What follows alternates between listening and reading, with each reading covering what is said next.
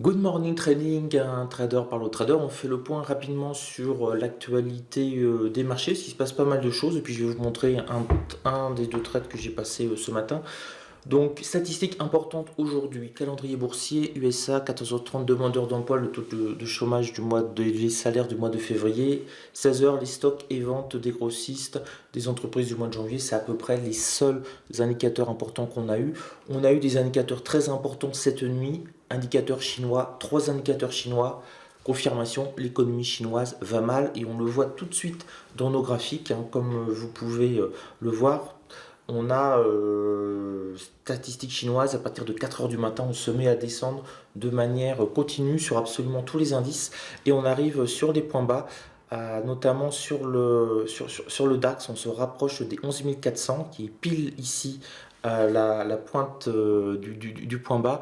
Donc peut-être si on casse les 11 400, la middle S2 hebdomadaire pourrait être une belle zone de rebond. À partir de belles zones, parce que je parle de belles zones de rebond, j'espère que vous avez profité de la belle zone de rebond dont je vous avais parlé hier, c'est-à-dire un achat sur cette zone-là, sur les 23 400. Hier, on a été tapé à l'ouverture des marchés américains sous les 23 400, donc idéal pour rentrer, et hop, rebond assez net et même plutôt extrêmement fort. Donc ça a été en tout cas pour moi un ou deux beaux trades. Je ne m'en rappelle plus, mais en tout cas la journée d'hier a été verte. Alors, je vous avais parlé d'un trade. Voilà, le petit trade de ce matin, on a ouvert ici, pile ici, et sur la première bougie d'ouverture des futurs, enfin non, les futurs cotent maintenant toute la nuit sur le DAX. Mais je suis habitué à commencer à 8 heures, c'est là où il y a en fait un peu plus de monde qui arrive. Et à partir de 8h15, 8h30 surtout, on a les liquidity providers qui commencent un petit peu à rentrer sur le marché. Mais là voilà, donc le trade que j'ai fait, ça a été classique.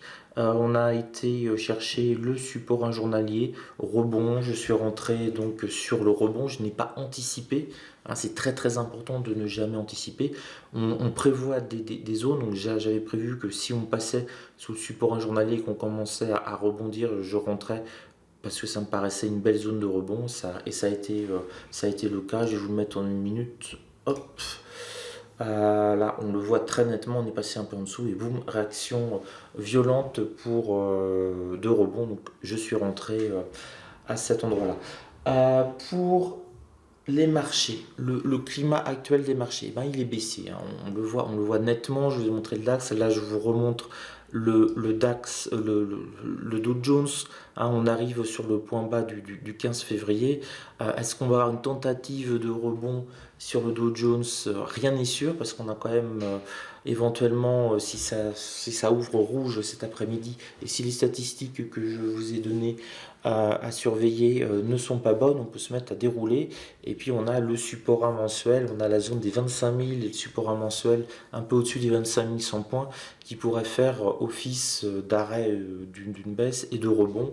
Par contre, si on peut se mettre aussi à stagner, et là c'est la deuxième hypothèse, on stagne et si les chiffres sont bons, on va aller rechercher rapidement 25 500 qui est quand même une zone importante à protéger pour le Dow Jones, mais ça on le verra vers 15h30, 16h, ce qui se passe si la middle S1 mensuelle fait vraiment office de deuxième sauvegarde pour les acheteurs. Elle a bien servi de rebond hier. Est-ce qu'elle va resservir aujourd'hui? On verra. Là, rien n'est moins sûr, hein. Pourquoi rien n'est moins sûr? Statistique très mauvaise pour la Chine. Alors, si on l'interprète de manière classique, c'est pas bon, l'économie chinoise ne fonctionne pas bien, donc on va baisser. C'est ce que l'on voit sur à peu près tous les indices ce matin. Je vous montrais le Nasdaq. Le Nasdaq, exactement, on a l'impression que c'est le même graphique, hein, que le Dow Jones, sauf que lui, il a cassé son point pivot mensuel, le Nasdaq, et il se rapproche de la zone des 7000 qui semble finalement fragile maintenant sur le Nasdaq. Alors moi carrément regarder le support à mensuel pour aujourd'hui, pour voir si on a une réaction. Et la zone des 7000, par précaution, je vais la laisser passer. Donc tout baisse suite aux chiffres chinois, mais cela baisse aussi suite au discours de Mario Draghi. Alors on ne peut pas dire que la BCE n'est pas accommodante, hein. Elle a repoussé, on a gagné un an. L'année prochaine, la hausse des taux, elle révise la croissance à la baisse, elle révise l'inflation à la baisse. Alors attention, il ne faut pas non plus réviser trop l'inflation à la baisse parce qu'on peut rentrer dans ces cas-là dans un scénario à la japonaise. Pourquoi pas?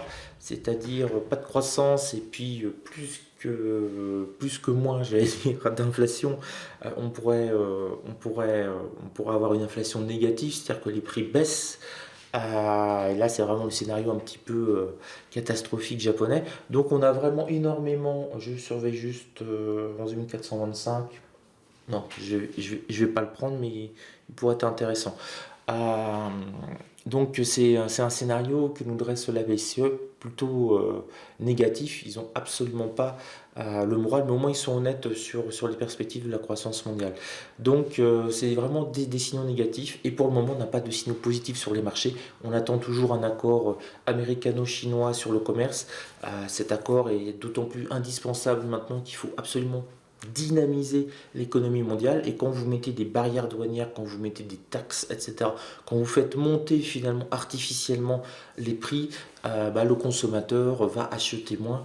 Voilà, si votre iPad, si votre iPhone il vaut 1000 euros, c'est déjà un bel investissement, mais si vous avez 30% de taxes supplémentaires, il en vaut 1300, ça ralentit j'allais dire la croissance, et finalement ça ralentit l'appétence des consommateurs à acheter. Et on n'oublie jamais que le cœur de métier, si j'ose dire, le cœur de tout, c'est la consommation.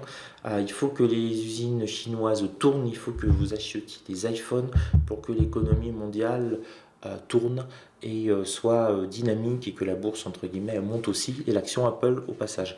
Donc on se retrouve face à ce scénario, à des banques centrales qui sont, le FMI, etc., qui sont négatifs. On baisse les prévisions de partout, donc c'est normal que les marchés boursiers baissent. Pour le moment, on baisse tranquillou, hein.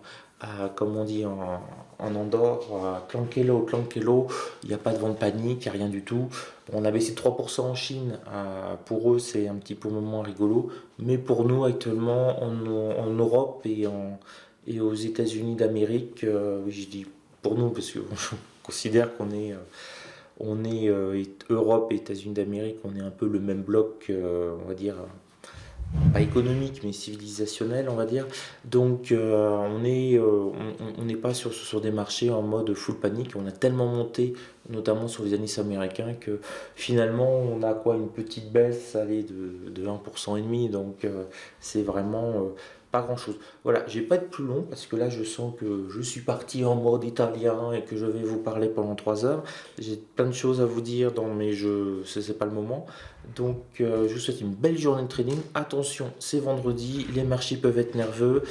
Ce qui va être très intéressant, ça va être ce soir avec les indices américains, notamment si on passe sous les 7000 par exemple sur le Dow Jones, qu'on arrive sur la zone des 6940, vous avez vu 40-50 support mensuel, qu'il est à peu près 19h30, 20h, on pourrait avoir la cavalerie qui arrive vers 20h, entre 20h et 21h30, pour essayer de sauver des niveaux symboliques. Et le principal niveau symbolique à sauver dans ces cas-là, sur le Nasdaq, ce sera les 7000. Et sur notre ami le Dow Jones, tout dépend jusqu'où on baisse, mais revenir sur les 25 500, ce serait un bon signal, comme quoi les acheteurs sont toujours là. Euh, et voilà, donc ça va être... C'est mieux qu'une série de Netflix, en fait, la bourse, c'est pour ça qu'on adore ça. On est toujours dans l'incertitude, il va toujours se passer des choses. Et faites attention à Donald Trump, hein, c'est le seul compte Twitter à surveiller, c'est Donald Trump. Il va bien nous annoncer à un moment que il est en bonne résolution d'un accord. Et là, vous allez voir une petite bougie bleue, pour moi verte, qui va faire ouf. Et voilà. Et après, on sera un petit peu dans les difficultés. Pourquoi on sera un peu dans la difficulté? Parce qu'on n'aura plus de bonnes nouvelles à se mettre sous la main. Là, on n'a qu'une bonne nouvelle à attendre, c'est qu'ils se mettent d'accord. Une fois que ce sera fait, Ça va être plus compliqué pour monter à mon avis. Une fois qu'on aura eu normalement ce boot up sur ce soulagement de cette déclaration. Allez, ciao, sinon je n'ai encore pour 2 heures à vous parler. Et beau week-end à tous.